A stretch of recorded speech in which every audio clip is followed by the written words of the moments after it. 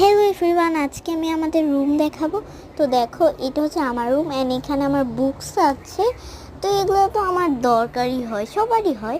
তো এটা হচ্ছে একটা টয়স আমার ভাইয়ের। তো এটা আমাদের বেডস, এখানে কেউ শোয় না। তো এখানে আমার অনেক পেন্সিল বক্স আছে আর আমার পপিট ব্যাগ।